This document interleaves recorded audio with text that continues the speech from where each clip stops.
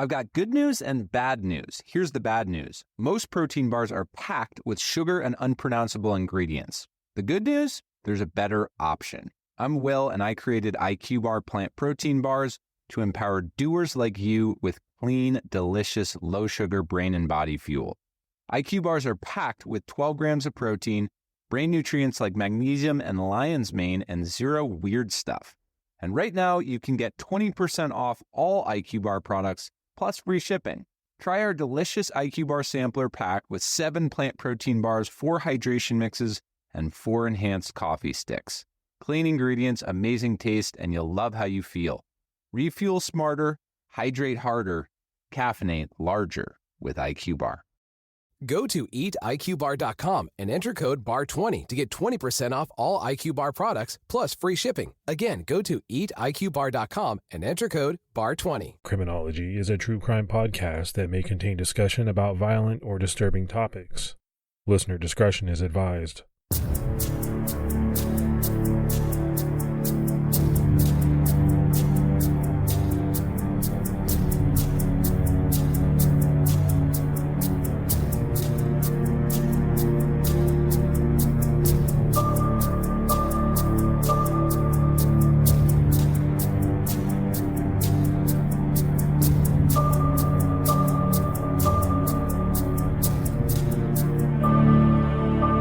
Hello, everyone, and welcome to episode 400 of the Criminology podcast. I'm Mike Ferguson. And this is Mike Morford. Mr. Morford, how you doing this week, buddy? I'm doing pretty good. I'm pretty excited. This is our 400th episode, and it's just such a monumental number that, I was very excited to do this one.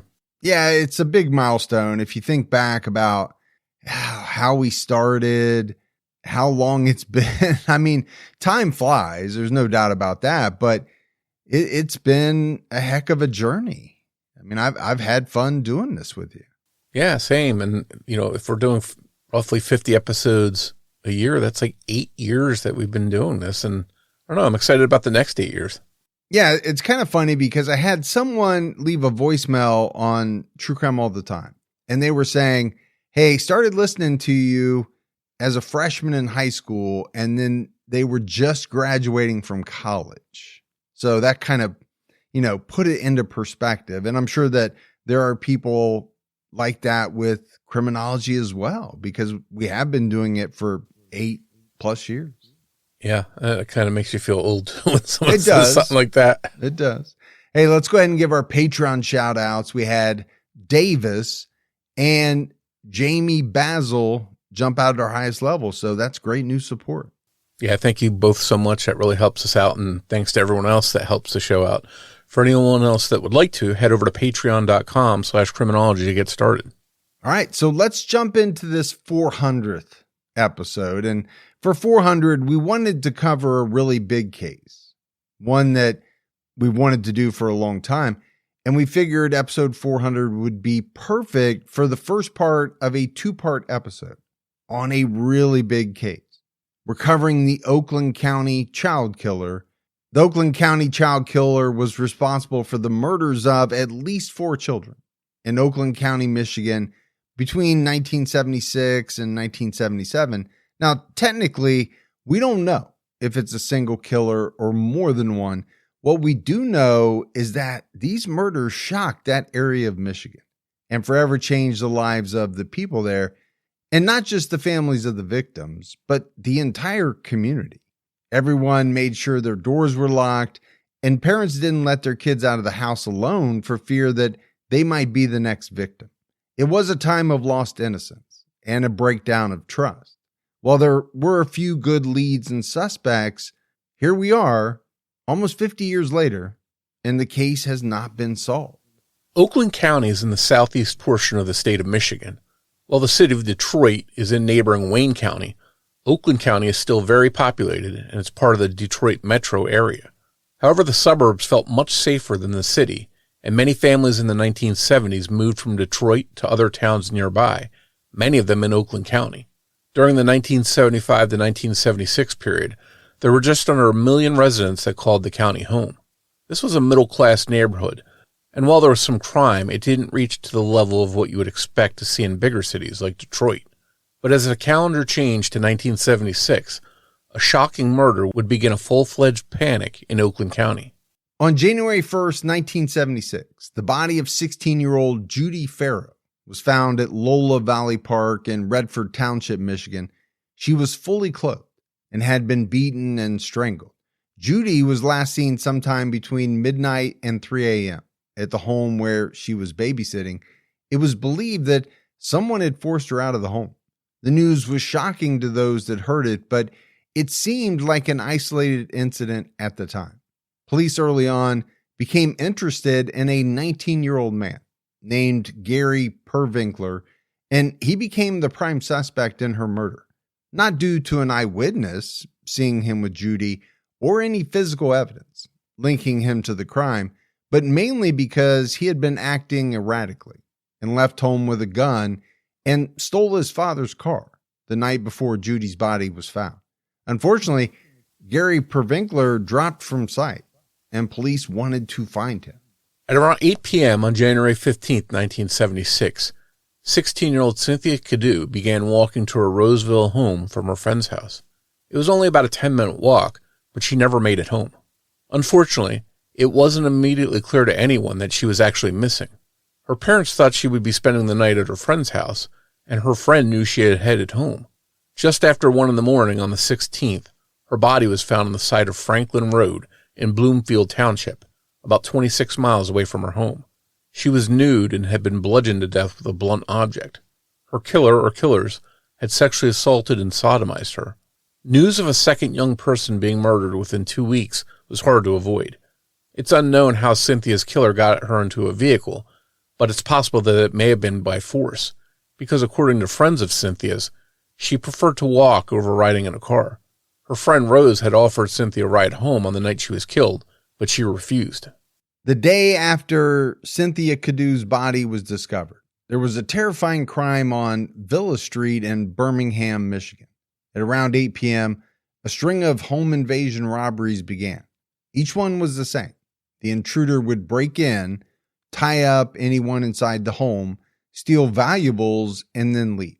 However, in one of the homes, 14-year-old Sheila Schrock was babysitting.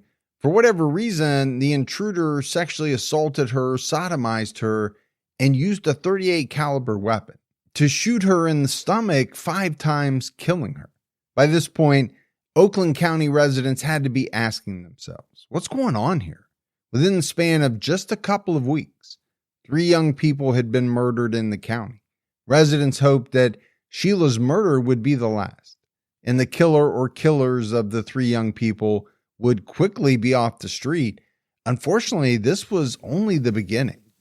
On Sunday, February 15, 1976, exactly a month after Cynthia Cadieux's murder, 12-year-old Mark Stebbins was with his mom Ruth and his older brother Michael at the local American Legion Hall in Ferndale. Ruth worked there as a bartender, and Mark and Michael were there that day to watch a pool tournament.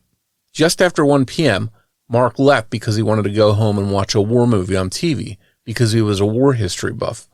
But Michael wasn't ready to go, so Mark headed out on his own to walk the mile or so back to his house. He'd never make it home. Mark was reported missing at around 11 p.m. Investigators at the time believed that he probably ran away and would show back up soon. For whatever reason, the family was told that if he was still missing in 24 hours, they could begin an investigation. But Mark's family knew that Mark would never run away, but they were helpless and waited anxiously for any news. Mark was missing for 4 long days. Just before noon on February 19th, his body was found lying up against a brick wall, separating the parking lot of an office building and the New Orleans Mall in Southfield, Michigan, just 4 miles from where he was last seen. The man who worked in the building was walking to a shop in the mall when he thought he saw a mannequin. As he got closer, he could see that this was no mannequin. It was the body of a young boy. Mark was on his back with his hands folded over his chest. He was wearing the same clothes he was wearing 4 days earlier when he disappeared, but his belt was on the wrong notch. The outer clothes were clean, but his underwear had obviously been worn for multiple days. A closer examination of Mark's body revealed some troubling details. There were discolorations on his wrist and ankles that indicated he'd been tied up at some point after his abduction. There were also rope burns on his neck. According to Oakland County Deputy Medical Examiner Dr. Thomas J. Patinga, Mark had been suffocated to death. It appeared that someone had put their hand over Mark's mouth and pinched his nose closed with their other hand. There were 2 small cuts or contusions on the back of his head that could have come from the latch of a trunk or the barrel of a shotgun, among other things. The cuts had bled onto the hood of his jacket.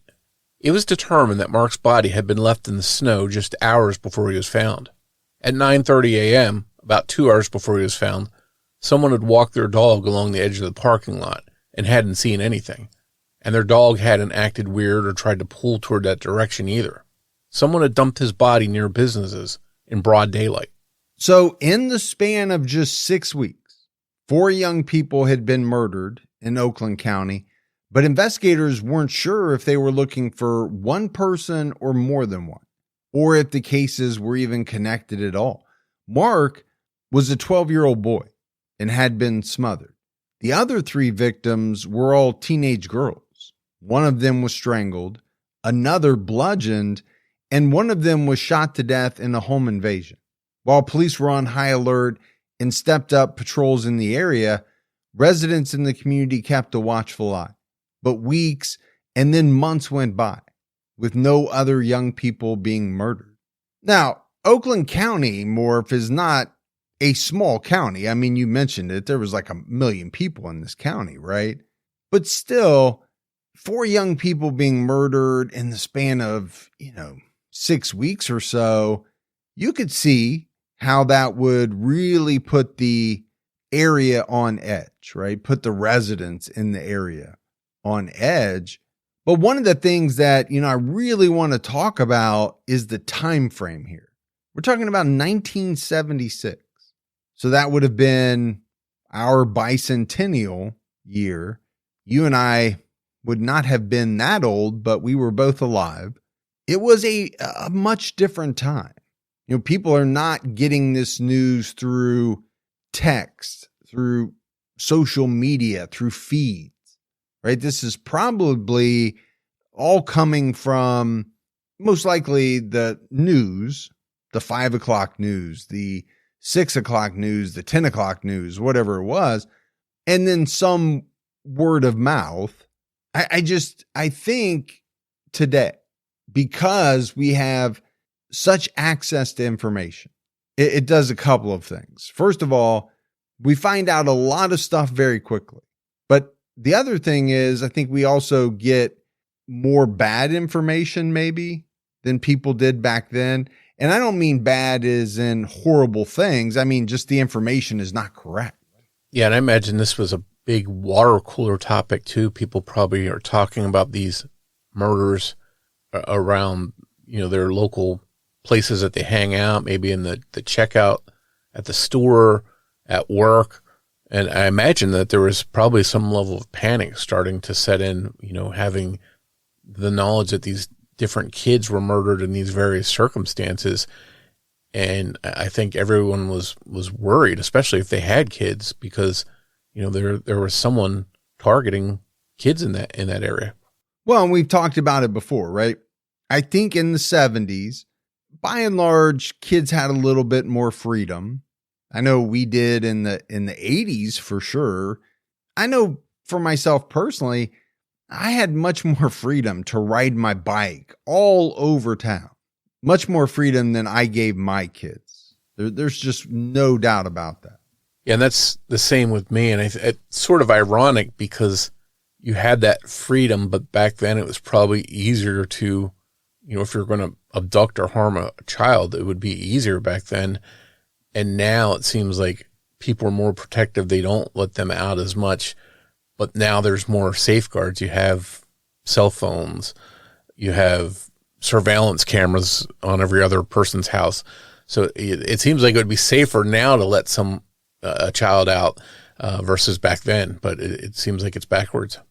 Yeah, but we also didn't have, podcasts and true crime documentaries and things back then that, not only inform people, but, to a certain degree can also scare people sometimes. And at the very least, make them want to safeguard maybe a little bit more. One thing that jumped out at me about the timing was that Mark left the American Legion because he wanted to go home and watch a movie. I mean, think about that. This movie was on. He knew it was on. He knew what time it was on. And if he didn't get home to watch it, he wouldn't see it because there was no streaming and there was no way to record it. I mean, I'm sure that's shocking to many people, to younger people. But I think the other thing that's important to touch on is there are pretty distinct differences, in these murders, right? You have 3 teenage girls. You have a young boy. The method of murder appears to be different in many of them. Some were sexually assaulted. Some were not. And when you think about trying to tie the murders together, I can understand why there would be a lot of questions. Are these one-off crimes, or is there one person or a group of people out committing these crimes? Yeah, and I say it all the time, but it comes back to me that same question: what's more frightening? Is there one maniac going around that county killing all these children, or is there more than one person? Both are very frightening in their own rights. And I think for police investigations, unless they can definitively link these to each other, they've got to go in several different directions. So it probably didn't help them in the investigative process. Eventually, a year passed. On April 7th, 1976, the body of Gary Pervinkler, who was a suspect in the murder of 16-year-old Judy Farrow, was found. He had taken his own life by shooting himself in the head. Ballistics determined that the gun found next to him was a match to a casing that was found in the home Judy was babysitting in when she was abducted. For police, this was enough for them to close Judy's case. They believed that Gary Pervinkler had killed her and had no reason to suspect him in the other 3 murders. News of Judy's case being solved was definitely welcome in the community, but people were also still uneasy because there were 3 other murders still unsolved.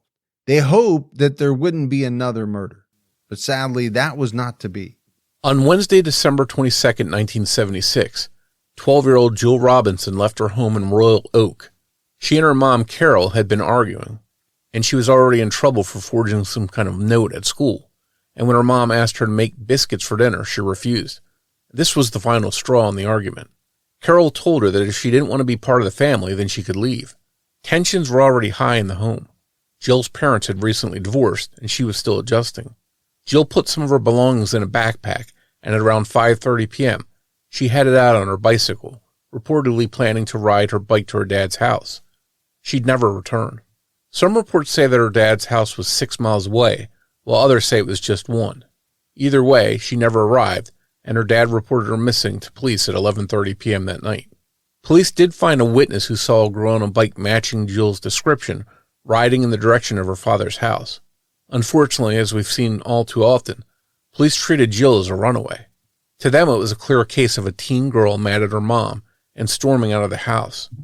They thought she'd come home, but she never would. Jill's purple bike was located behind Tiny Tim's hobby shop on December 23rd, about 4 blocks away from her mother's home, but there was no sign of Jill. A family friend came forward and said they had actually seen Jill at Tiny Tim's after she left home on the 22nd, but we don't know if she left her bike there or if it was moved there sometime later. 2 witnesses claimed to have seen her the next morning between 6 and 7 a.m. at Donut Depot on Maple Avenue. If this was Jill that they saw that morning, we don't know where she stayed overnight.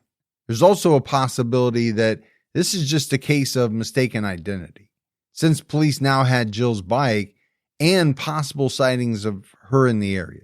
They steered away from the runaway angle and began looking for her. 3 days after she left home, Jill's body was found in Troy. A driver spotted something red in the snow on the side of Interstate 75 and stopped to investigate.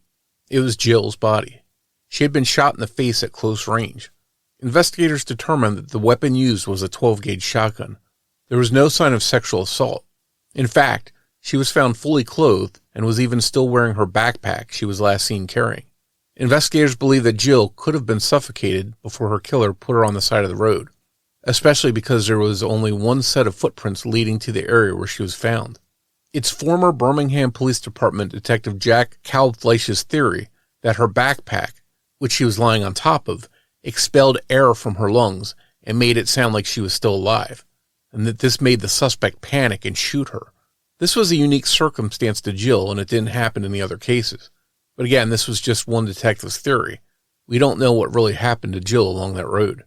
Because Jill's death was so different from the other victims, and because it had been so long in between her murder and Mark Stebbins, Jill's case wasn't immediately connected to the others. But no doubt, Morf, I mean, these murders that we've talked about so far, very brutal. I mean, we're talking about young people. And, you know, in the case of Jill, being shot in the face with a shotgun. Now, I get it. They theorized that maybe she was suffocated first, and then the killer thought she was still alive and then shot her. But no matter how it went down, I mean, these are really brutal murders to young people. But, you know, the one thing that jumps out at me, and it always does, was that, you know, during this time frame, as we've seen in many cases, right, authorities initially thought about a lot of these young people that, well, they just ran away. They went somewhere to cool off. They'll be back. We know that, you know, cases like this, reported missing teens or younger people, they were treated so much differently in the 70s than they would be treated today. Yeah, it seems, you know, if you're a parent in the 70s and your child didn't come home one day, it seems like the reflex knee-jerk answer is, oh, they just ran away and they'll be back. And we now know that that first time period when they're missing is the most crucial when you can do something. And I'm glad to see that nowadays they've really, you know, come to a point where they realize that time is crucial and they don't usually treat kids as runaways unless there's something specific that leads them to believe that. Well, and to me, it's kind of hard to imagine. I mean, you get it with an adult, right? An adult has the right to go missing, to go off, not missing, but, you know, to go off and not return people's calls or not check in. You know, 14, 15, 16-year-old kids don't have that. I mean, does it happen? Yeah, sure. Obviously it does. But to just automatically assume in many, many cases that that's what happened, I mean, I think it's shocking, I'm sure, to people who didn't live through it. But I also think that, you know, how many people, young people who were later found dead, maybe could have been found alive if police had taken a different direction. The other thing that jumped out to me was, you know, obviously there was quite a bit of time that had passed, right? We said it. It was about a year. So all of that kind of panic and hunkering down and maybe not letting your kids go out so much, did parents kind of back off on that? Because so much time had passed, and then they start to loosen up a little bit again? That might be the reason why on Sunday, January 2nd, 1977, Christine Mihalik's mother, Deborah, let her walk to the 7-Eleven store in the town of Berkeley by herself, even though she was just 10 years old. The store was closed, and it was still daytime. The 7-Eleven was across from Hartfield's bowling alley, where Deborah worked.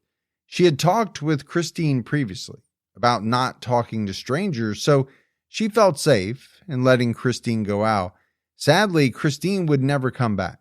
When Christine didn't return home within a reasonable amount of time, Deborah became worried and called police. Thankfully, police immediately responded and didn't treat Christine as a runaway. They spoke to the cashier at the 7-Eleven, who confirmed that a teenager matching Christine's description had come in and purchased a magazine, a soda, and a candy bar, people who knew Christine saw her walking east, away from the 7-Eleven with a paper bag. So it's thought that she made it to the 7-Eleven and had even been able to finish up her shopping, and that she was heading home as instructed the last time she was seen. For 19 long days, Christine's family awaited any news. Just before noon on January 21st, Christine's body was found in a ditch on the side of the road off of Bruce Lane, a dead-end street in Franklin Village. This time, a mailman driving his route saw something blue in the snow and decided to investigate. He contacted the police when he realized he could see a hand. Christine was lying on her back with her knees bent up. Her body had frozen in this position. Just like in the case of Jill Robinson, Christine was found fully clothed, and there were no signs of sexual assault. She'd been smothered no more than 24 hours before her body was spotted in the snow. This meant that Christine had been alive somewhere for most of the time that she was missing. There were no signs of dehydration or malnutrition, which seemed to indicate that she had been given food and water. It appeared that someone else had redressed her in the clothes that she was wearing when she was last seen. Her pants were tucked into her boots, which is something she didn't normally do, and the tie on her shirt was tied in the front instead of in the back. Her clothing was all clean. It was Dr. Siller's opinion that either someone had cleaned her clothing or she had been held without her clothing the whole time. And Morf, we've talked about the differences in some of these murders, but one of the similarities that's really jumping out to me, and I think does to a lot of people, is that many of the victims were found fully clothed with no signs of sexual assault, but it seemed as though their clothing had been removed at some point and sometimes even cleaned, and then they had been redressed. And for me, that just, that's an element that is pretty strange, or at the very least noteworthy. When you're talking about the facts of a case, okay, what does that mean? Why would someone, go to that length? And what does it say about the perpetrator, if this is one perpetrator? This is where you can really get into somebody's thought process that does this kind of stuff. On one hand, they cold-bloodedly kill a child and discard them, but then we also see, it seems they've taken care to dress them. They were clean. There was indications that they were fed and given water. So it's almost like a conflict of things that we see here. And, I'd love to hear the thoughts of a profiler about this kind of person, what's going on in their opinion in this person's mind that they can sort of do all of these things which sort of conflict with each other. So by now, investigators were noticing several similarities in some of the murders, specifically the murders of Mark Stebbins, Jill Robinson, and now Christine. They weren't identical, but they were close enough that they began to investigate the cases as being connected. Each child had been taken from a different city than they were left in. They seemed to have been held alive for multiple days, but also, like we just talked about, right, somewhat cared for during their captivity. There was evidence that the victims' clothing, and possibly the victims themselves, had been washed or cleaned, despite the fact that only Jill had been shot. Investigators believed that she could have been smothered or suffocated, like Christine and Mark had been, and could have already been dead when she was shot. There was no attempt to hide any of the bodies. They were all dumped on the side of the road in plain view. There was a heightened level of carbon monoxide in Christine's blood, according to Dr. Sillery, but it didn't contribute to her death in any way. It was just an unexpected result because she was a child who didn't smoke cigarettes, but this may provide a clue about how she and possibly the other 3 children were transported, and may even link her to the death of a teenager named Jane Louise Allen. 14-year-old Jane Allen left her home in Royal Oak, Michigan, shortly after noon on August 7, 1976. She and her mom had argued, so Jane decided to go to her boyfriend's house. He lived in Auburn Heights, which was about 17 miles away, so she had to hitchhike. She made it to his place, but he got upset with her for hitchhiking because it wasn't safe. Sometime after this, she left his house. She was last seen trying to catch a ride on University Drive near Interstate 75 in Pontiac. 4 days later, Jane's body was found in the Great Miami River in Miamisburg, Ohio. She was still fully clothed, and her hands were bound behind her back with strips of a torn-up t-shirt. The medical examiner determined that Jane had died from carbon monoxide poisoning before she was thrown into the river. They were unable to determine whether or not she had been sexually assaulted due to decomposition and the water. And Morf, we often hear from people about how, cases hit close to home and how that makes the case, a little bit more harrowing than it already is because they're familiar with the town or it happened in their town. This case, I have a lot of connections to. First of all, I did live in the Detroit area, specifically in Oakland County. Now, it was in the 90s, the late 90s, but all these areas that we're talking about, I'm very familiar with.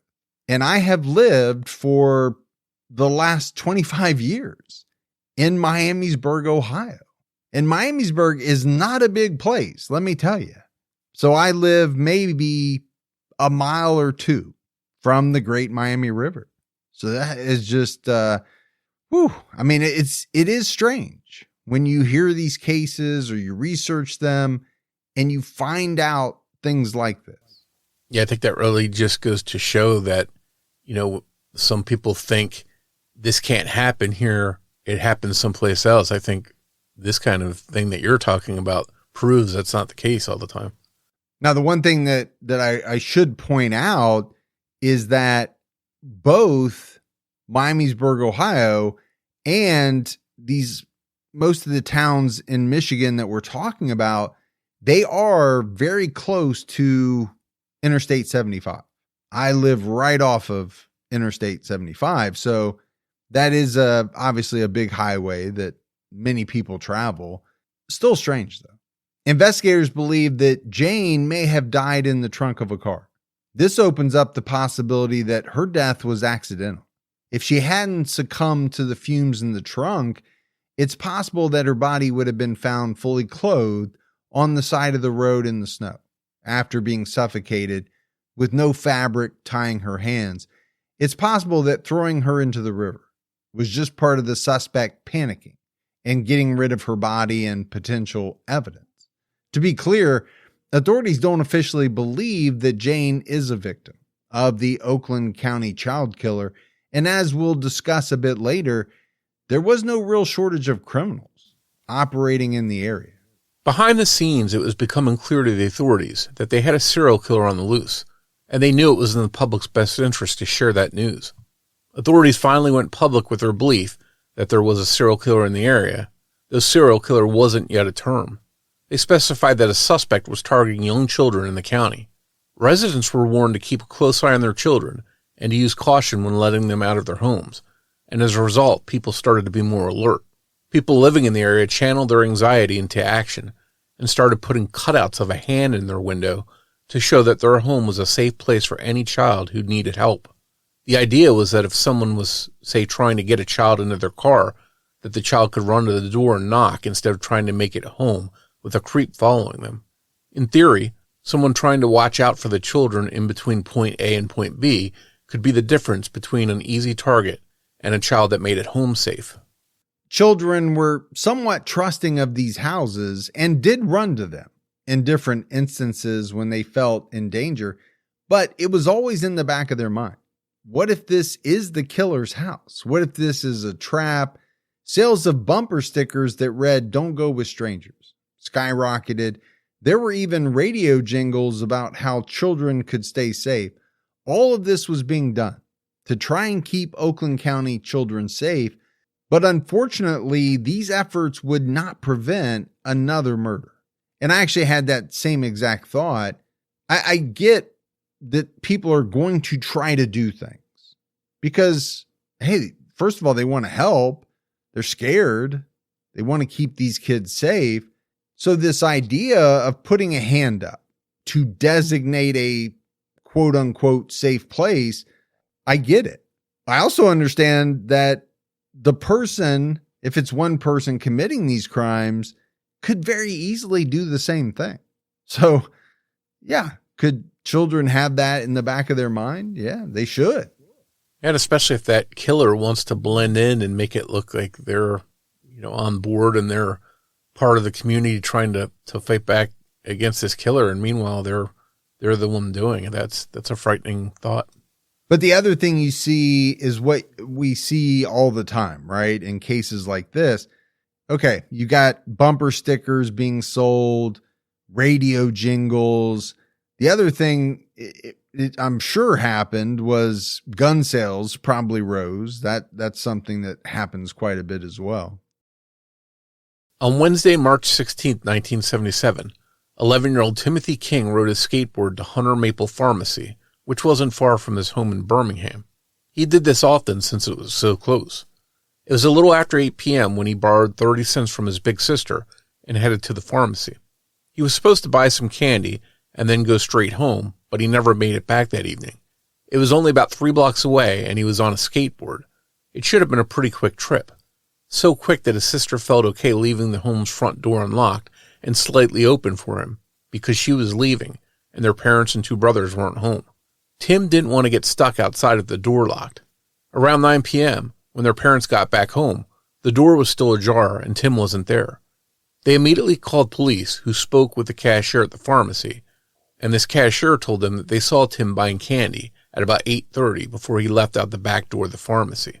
For the next week, there was no sign of Tim. Then 1 week later, his body was found just over the border of Oakland and Wayne counties on Gill Road in Livonia, Michigan. He was wearing the same clothes that he disappeared in. It was just before midnight when he was found. His red jacket had caught the light from the headlights of a passing car. His skateboard was in the same roadside ditch, just a few feet from his body. Tim had been killed about 6 hours earlier. First responders actually performed CPR, thinking he could be saved because his body was still warm. There are reports that it looked like he had been placed in the ditch on the side of the road gently. He was laying sort of on his back and also sort of on his side. Once again, it appeared that a victim had been kept alive someplace for an extended period of time before being cleaned and dumped.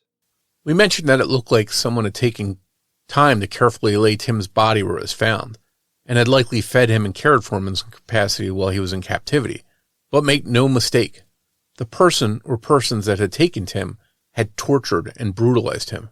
Tim had been sodomized multiple times during his captivity. There were teeth marks on his tongue. There were scrapes in and around his mouth.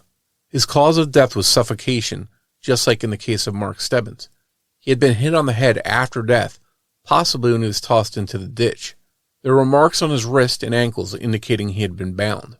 There was no doubt about it in the minds of police. Timothy King was the latest and officially the 4th victim in the string of murders committed by who had now come to be known as the Oakland County child killer. But unlike in the first 3 murders, police had a strong lead in Tim's case. A witness had seen a young boy she believed to be Tim King talking to a man in the pharmacy's parking lot. She was able to give a description of the man and of the car that they were standing near. The man was white, somewhere between 25 and 35 years old, and he had dark, shaggy hair with thick, long sideburns and a dark complexion. The car was a blue 70s model AMC Gremlin with a white stripe down the side and tires with a white sidewall. Investigators began to question people in Oakland County who had a Gremlin registered in their name. And while that lead sounded very specific, the amount of men who matched the description and or had a similar car was no small number. Pretty much everyone in the area became suspicious of every gremlin they saw. And I imagine, Morf, there was a fair number of gremlins, right? In the late 70s. Not a particularly good-looking car or even well-performing car, I don't believe, but I think they were cheap. They were also probably pretty good on gas. And in the late 70s, gas was a big issue.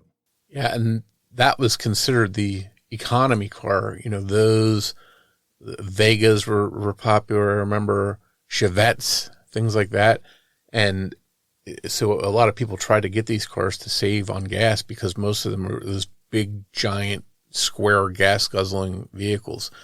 But one of the downsides is it was not very unique because so many people had them. I would say stripe on the side of this Gremlin does seem a little bit more unique. And I would imagine that anyone that had that kind of car with that stripe on it most likely would have been on police radar, either because police had identified them as owning that kind of vehicle, or maybe a neighbor or a coworker had turned them in. So it always seems interesting when you have a very distinct vehicle, like one with a stripe on it, yet they've never tied that to anybody officially. Yeah, I think, though, most Gremlins had a stripe, but they came in different colors. A lot of them were white. I could be wrong about that, but for some reason, I believe the Gremlin most of them did have a stripe down the side. Police believe that the suspect in these killings was likely paying close attention to discussions about the case and news stories covering the murders. One of the biggest potential clues to this is that Tim King's mother, Marion, had been on TV pleading with the kidnapper and trying to humanize her son while he was missing. And in one of these moments, she mentioned that Tim's favorite food was Kentucky Fried Chicken. His autopsy would show that shortly before he was killed, he was fed fried chicken and corn.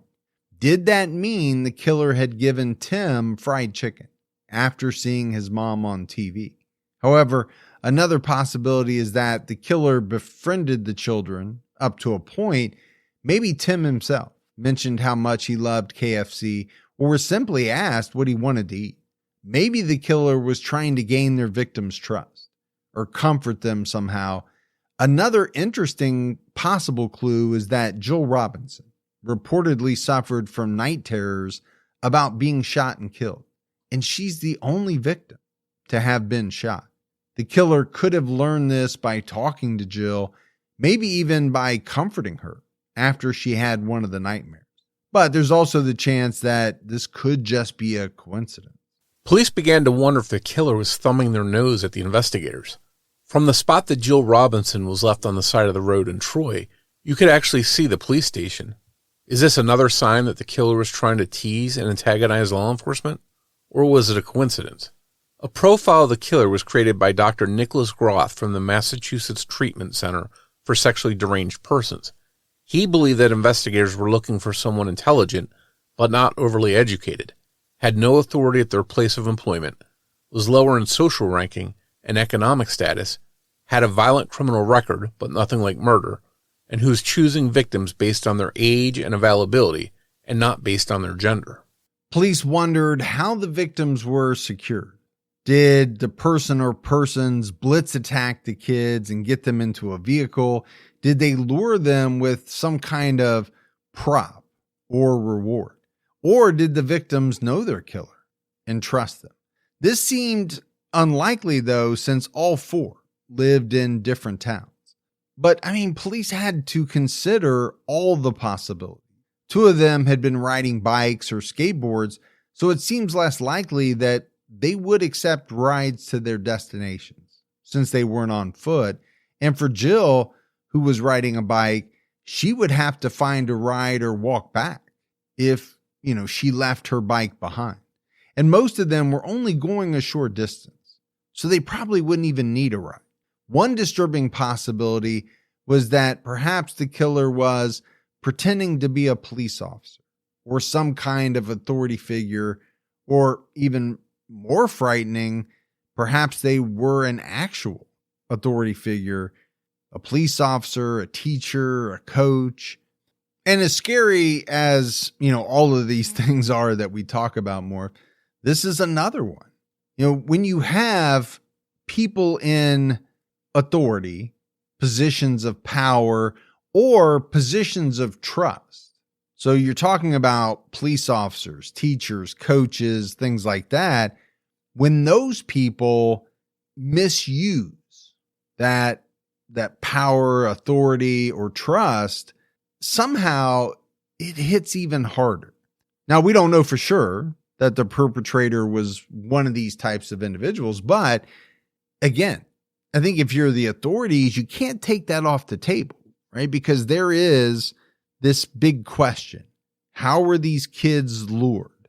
Well, would it not be easier if the person was someone that the kids thought they could trust, as opposed to a random stranger?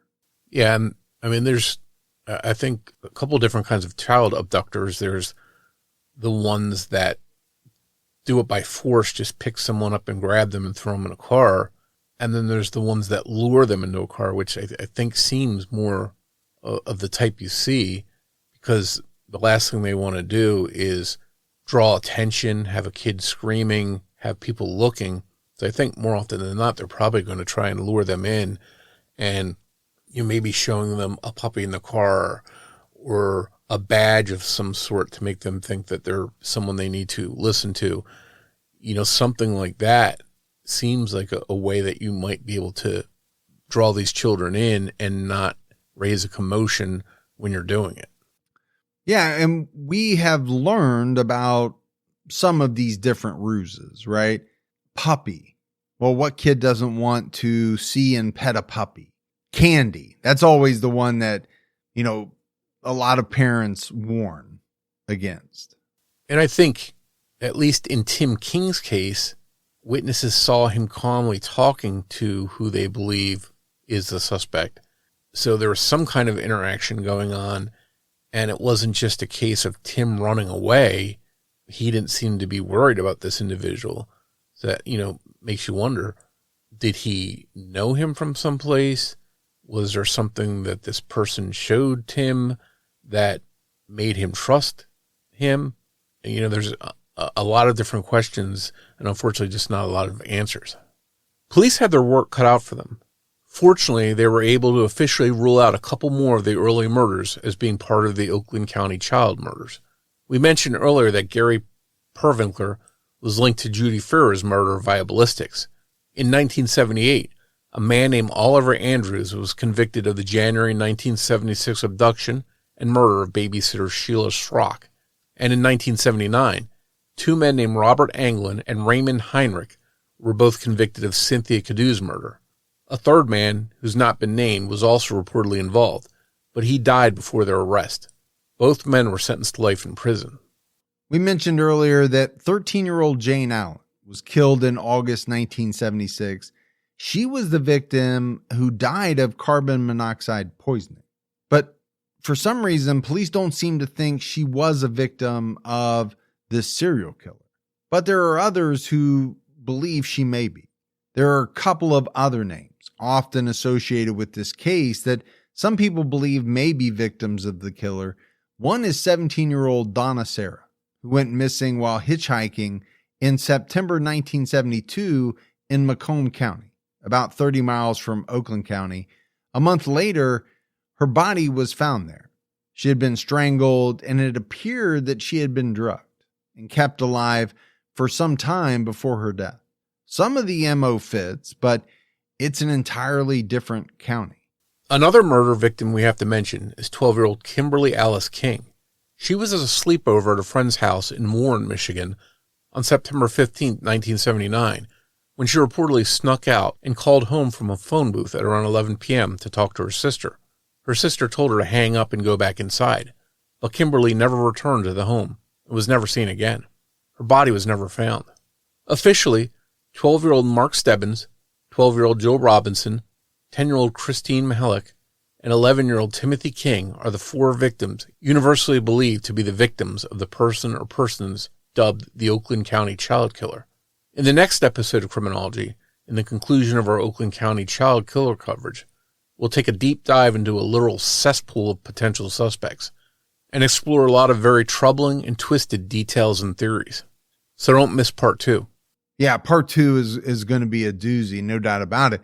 So as we wrap this first part up, Morf, it's tough, right? Talking about the murders of so many young people. But this is a case that has gripped people for, 50 years. And I think there are a lot of reasons why. First of all, you have a lot of confirmed victims of this serial killer or killers. We don't know that part. But then you have a lot of other individuals who were killed. Now, some they have tied to specific people, and some of those people have even been convicted, but others, there's still debate about whether they could potentially be victims of the Oakland County child killer. So I think, the things that are standing out to me is, obviously this perpetrator or perpetrators were targeting young people. Now, there can be a number of reasons for that. Maybe there was a sexual attraction to younger kids, which is sick, obviously. But it could also be that, the killer thought that it would be easier, to get people of this age into their car. Yeah, and I think usually the younger the age, the more chance there is that a child might get into a car with a stranger because they just don't know about stranger danger as much. What I find interesting is that it was boys and girls that were targeted. It was pretty interesting. I don't know how often that is that one specific gender might be targeted, but here it didn't seem like there was any discrimination. As we talked about earlier, the one profile stated that it was more of convenience and the availability of these victims as opposed to any type of victim. But I find it interesting, too, that it seems that both female victims were not sexually assaulted, but the boys were. So I wonder if that tells us anything about the suspect in this case. And I wonder if what the authorities think about that, the experts, the profilers, what that might tell us about that potential killer. Yeah, I mean, I think you have to take all of it into consideration. And then, again, to me, one of the things that really stands out about this case is this idea that the killer or killers in some way took some care of these individuals. I know that's weird to say, but they kept them fed during the period of time that they had them. And then, in the way that they disposed of their bodies, we talked about it, right? It's almost as if they had been redressed after their clothes had been cleaned. So I guess for me, it's like this dichotomy. You have a terrible child predator who ultimately is killing these kids and in some cases sexually assaulting them, but at the same time, almost showing them, some level of care. And I'm really struggling to understand what that means. And that's another interesting thing in itself is that sort of mirror image of, on one hand, they're committing these heinous acts, but on the other hand, they're showing some care and, almost showing them dignity by dressing them again. In the one case, his hands were folded neatly across his chest, almost like you might see if they were in a casket. So, I think that would tell, profilers and people that study these kinds of killers probably would tell them something about this person's background. And I'm interested, to know what's in this person's thinking. Well, and also you can't forget the fact that it seems as though the killer wanted these children found quickly, right? He wasn't trying to hide them. So does that play into it as well, right? In one instance, the body was found very close to, I think, the police station. But they were all found in places where I think the killer knew someone was going to find them very quickly. So you have to take that into account as well. Yeah, and if they simply wanted to discard them, hide their bodies, hide evidence, you'd think they would, put them in a river or bury them or something along those lines. But here it's almost like they wanted them to be found. So, interesting. And then one of the things too that's most interesting about this case is the fact they kept them for so long. That's not an easy thing to do. And that probably tells us a lot about the suspect in this case too. They have to have a place to keep them for extended period of times and care for them. I imagine that, this person probably doesn't have a wife and kids at home that they were keeping the kids with, because that would be hard to do. So does that mean that they live alone? Does it mean they have family, but maybe they were away on vacation and they had that time where they could keep them there? I think it brings up a lot of interesting possibilities. It also likely means they probably lived in a house versus an apartment or something like that. So, you got to take all of that into consideration. And I'm sure police have. It just didn't help them, right, to identify this person. But that's it for our first episode on the Oakland County child killer. As always, if you love the show but haven't done so yet, take a minute. Go out, leave us a rating, leave us a review. Also, keep telling your friends. Word of mouth about the podcast really helps us out. If you want to find us on social media, we're on every major platform. Just search for Criminology Podcast on your favorites. And for news, updates about the show, and old episodes, head over to our website, criminologypodcast.com. And if you want to join a discussion group about the podcast and the cases we cover, head over to Facebook and search for Criminology Podcast Discussion and Fans Group. So that's it for another episode of Criminology. But Morf and I will be back with all of you next Saturday night to wrap up this Oakland County child killer coverage. So until then, for Mike and Morf, we'll talk to you next week. Take care, everyone.